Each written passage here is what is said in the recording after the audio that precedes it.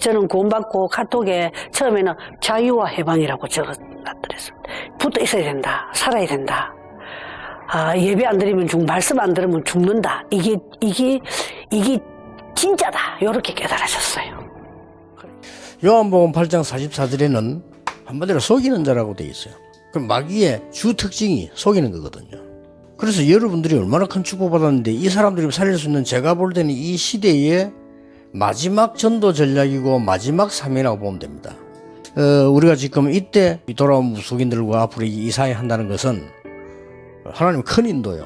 어떤 면에 최고 사명자들입니다. 이 시대에 어떤 방식으로 속이느냐는 거죠. 사도행전 13장에는 누구를 붙잡았죠? 총독을 붙잡은 거예요. 사도행전 16장에 보면 뭐 했죠? 점수를 가지고 전 마을에 문화를 사로잡았다니까요. 사도행전 19장 얘기는 에베소 아닙니까? 큰 아데미 신상이 있었어요. 이 사람들은 여기에 완전히 경제까지 사로잡았다. 그걸 여러분 알고 있으니까 전 세계에 알려야 되고 또 거기에 빠진 사람들에게 얘기해줘서 건져내야 되는 겁니다.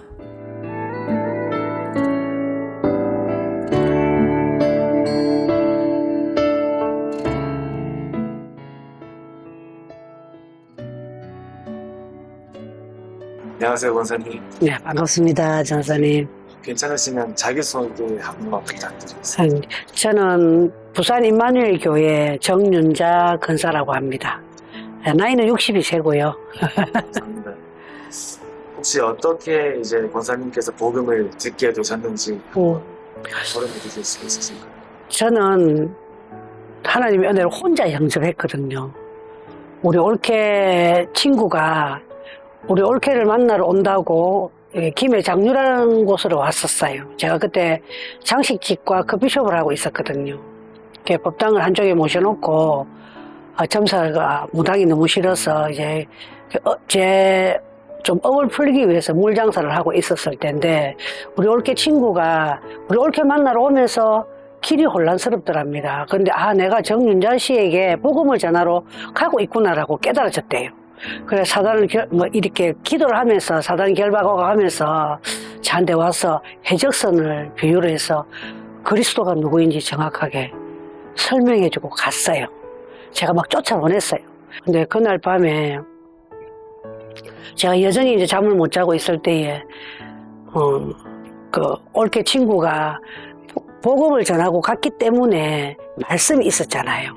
근데 그날 밤에도 잠을 역시 못 자고 있는데 5시쯤 다 돼서 침대에서 내려와서 무릎을 꿇고 저도 모르게 예수제이가 말하는 하나님 살아있습니까?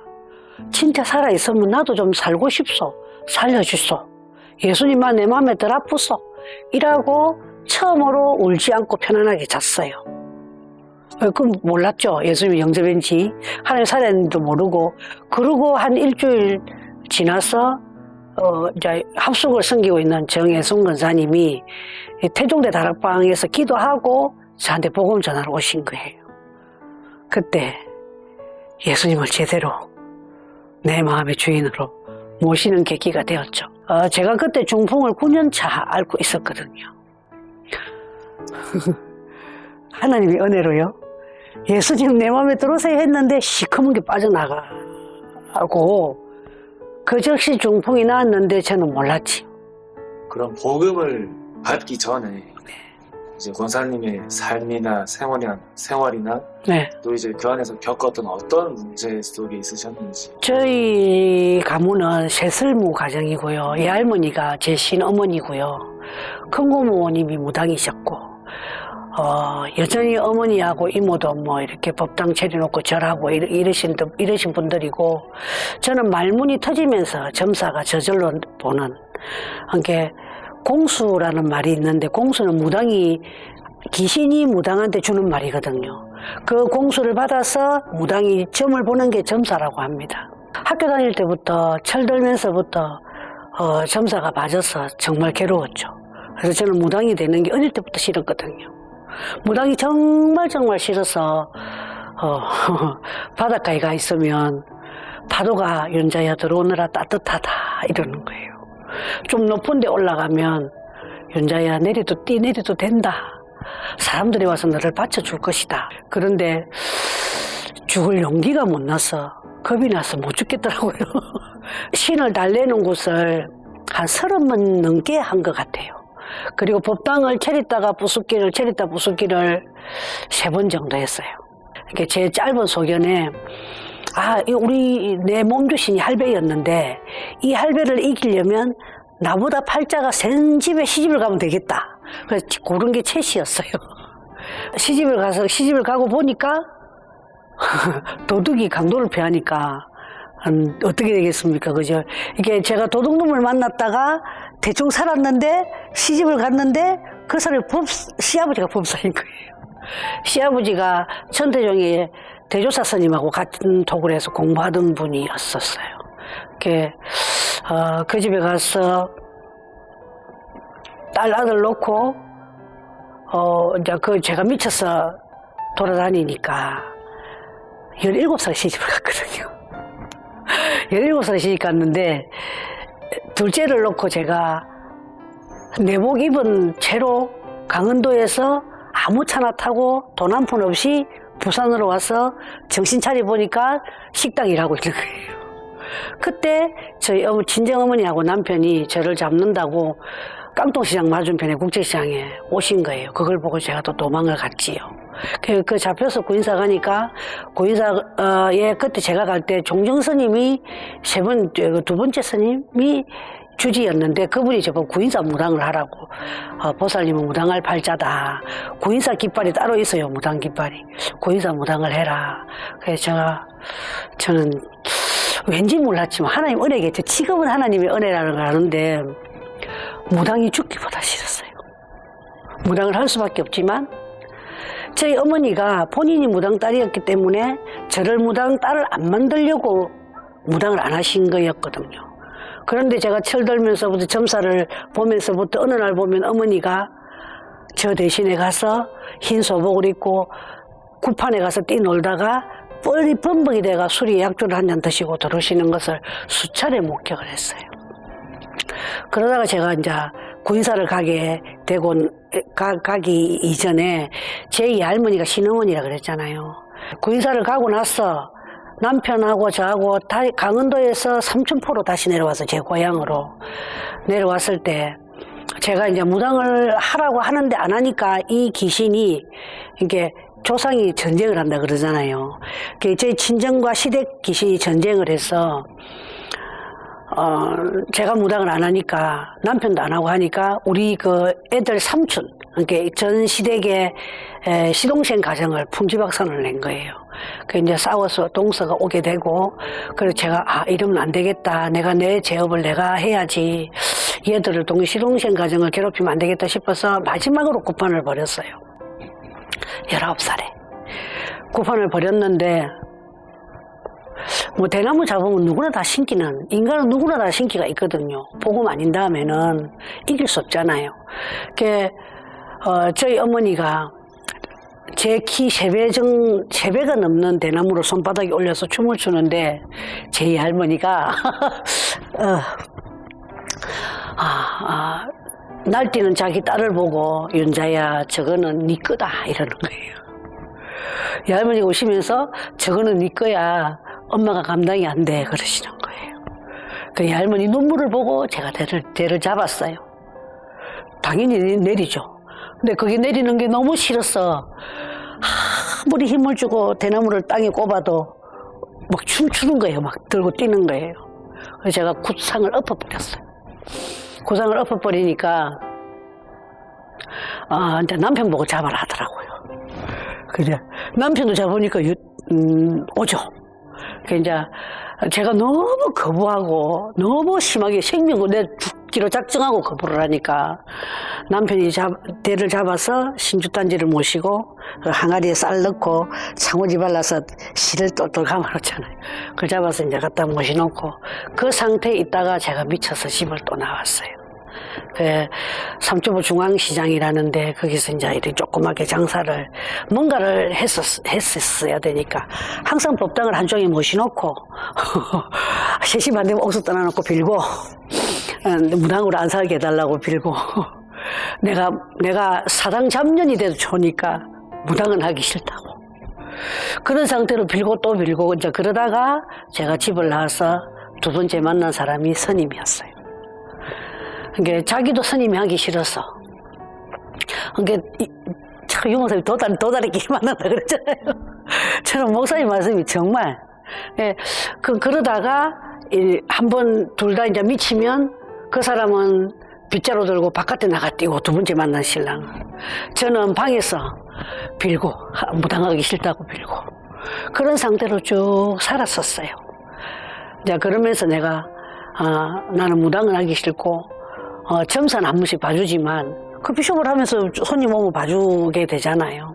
그러니까 보면 보여요 그냥. 그러면 말하지 않으면 제가 간지를 했거든요. 그건 초등학교 때부터 그랬어요.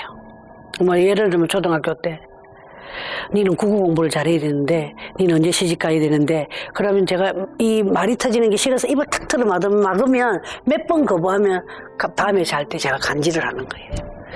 그걸 누구보다 내 인생이니까 제가 잘 알잖아요. 그러다가 두 번째 남편하고 살면서 둘 다 교회를 오게 됐어요. 교회를 오게 된 그 계기가 아까 옳게 친구 때문에 영접하고 그 태종대 다락방을 통해서 이제 영접을 하고 그때만 해도 뭐 제가 하나님, 예수는 그리스도 정확하게 몰랐잖아요. 근데 제가 뭘 깨달았냐면 관세음보살을 예수 그리스도로 바꿨는데 제가 날아다니는 거예요.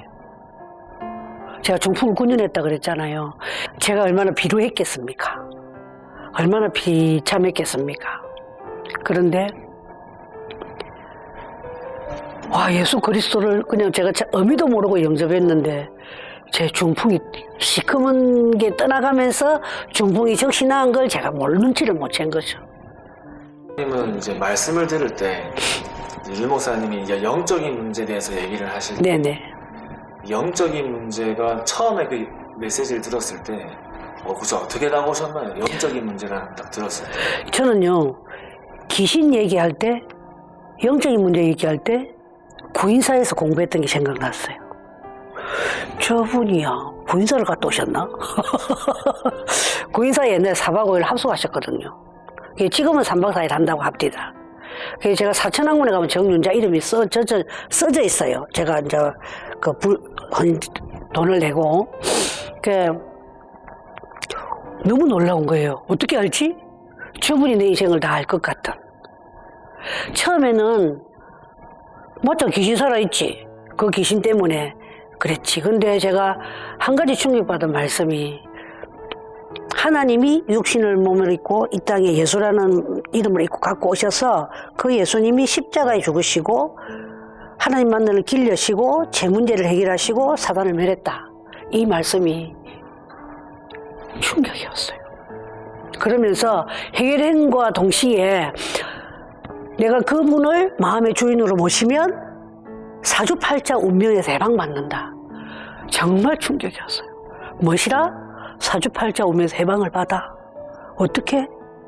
내가 탑돌이를 그리하고 3시 반 되면 옥수 떠나놓고 그리 빌었는데 그것 사주팔자 운명이 절대 안 됐는데 해결이 안 됐는데 할배한테 그토록 빌었는데 무당하지 않게 해달라고 빌었는데 그 해결이 안 됐는데 예수가 그리스도이심을 알고 그분을 내 마음에 영접하면 하나님을 아버지라 부를 수 있으면 사주팔자 운명에서 해방받는다는 사실이 너무 충격이었어요.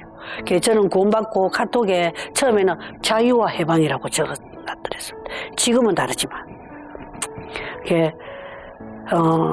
붙어 있어야 된다. 살아야 된다. 예배 안 드리면 말씀 안 들으면 죽는다. 이게 진짜다. 이렇게 깨달으셨어요. 예수가 그리스도라는 그 복음이 예. 권사님에게는 완전히 운명을 바꾸는 이런 시작이 된 거예요. 그럼요. 운명도 완전히 바꿨지만 행복한 말이었어요. 내가 꿈에 선몽을 안 봐도 되죠. 점을 안 봐도 되죠. 그냥 아까 말씀드린 것처럼 저는 그냥 24시간 관세음보살이 습관이었거든요. 그냥 관세음보살 이러고 다녔어요. 24시간. 그런데 사실은 그리스도 제가 잘 몰랐거든요. 근데 그 말만 예수는 그리스도라고 바꿨는데 제가 행복해지기 시작했어요. 예수는 그리스도. 화장실에서도 예수는 그리스도.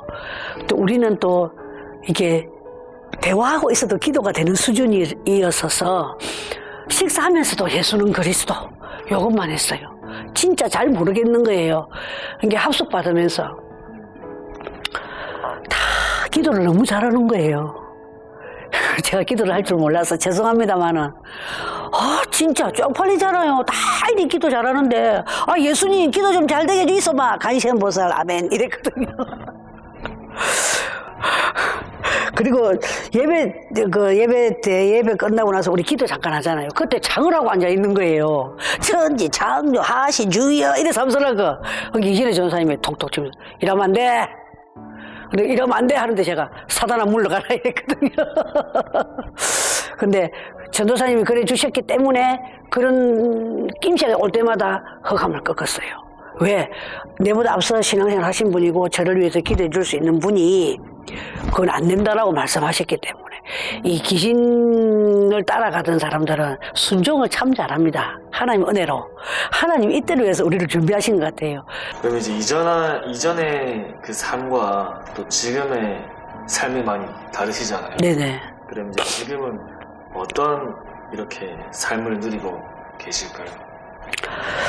지금 제가 이제 이번에 토요일 날 우리 산업선교부터 조금 예배 드렸지 않습니까? 이제 항상 그러는데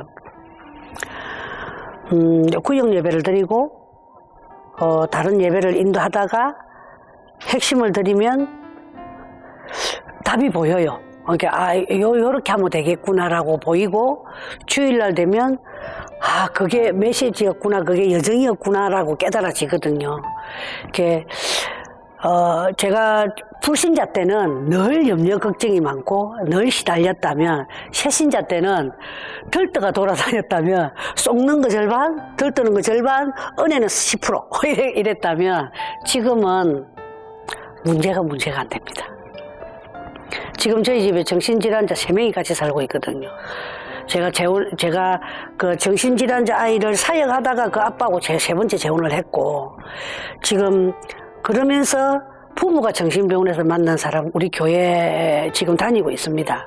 그 씻는 것도 잘 안 되는 친구들인데 친구들 둘이를 같이 데리고 있습니다. 부부를. 근데 다른 분들은 저보고 대단하다 그러는데 그게 하나님의 은혜입니다. 그 친구들이 있어서 제가 더 깊이 기도할 수 있기 때문에.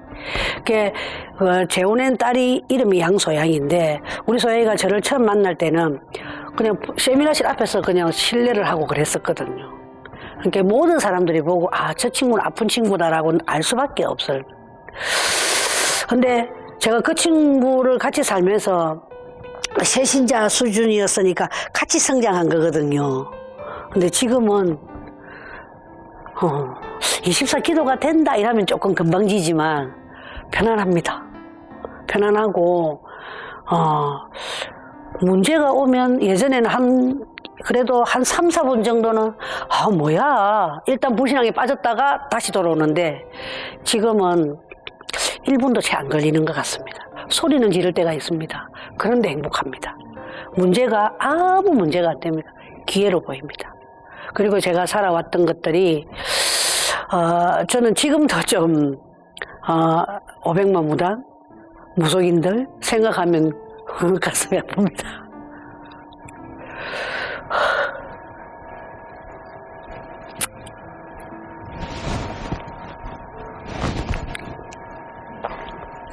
나와 언론하지 않고 나를 구원하신 하나님이 그들에게도 구원의 손길을 내밀어 달라고 기도하고 있습니다. 제가 무속인들 만나면 하는 말이 있습니다. 당신들이 커피 마시다가 밥 먹다가 무당된 거 아니지 않냐. 나도 그랬다. 그런데 그분들이 그래요. 알면서 그럼 왜 왔냐 그러거든요. 그렇게 알기 때문에 기도하다가 이 마음을 주체할 수 없어서 당신 영혼들을 너무 사랑해서 하나님 보내서 왔다. 이제 그런 얘기를 합니다. 그래서 사실은 전도사님하고 이런 대화를 하고 있는 게 참 많은 생각이 교차합니다. 저는 지금은 무속 연장을 못 가고 있지만 관세음보살로 하음성주로 지장보살로 기도하는 많은 사람들을 그리스도 예수께로 돌려달라고 울면서 기도하고 있지만 언젠가는 마음 놓고 무속 연장을 정복할 그날을 기대하면서 또 기도하면서 기다리고 있습니다. 우리 무속인 사역자들이 하나가 잘 안 되거든요. 그분들과 우리가 정말로 원내스를 이루고 함께 임마누엘 누리면서 위도의 축복을 진짜 누리기를 원합니다. 제가 한 분 한 분 놓고 기도할 때마다 하나님이 항상 제 가슴을 뜨겁게 하십니다. 확신합니다. 혹시 현재 예. 교회가 가지고 계신 기도 제목이 있으시면? 저는 일단 교회에서 메시지 흐름에 따라서 세 가지 딸 성전 건축에 일단 초점 맞추고 있고요.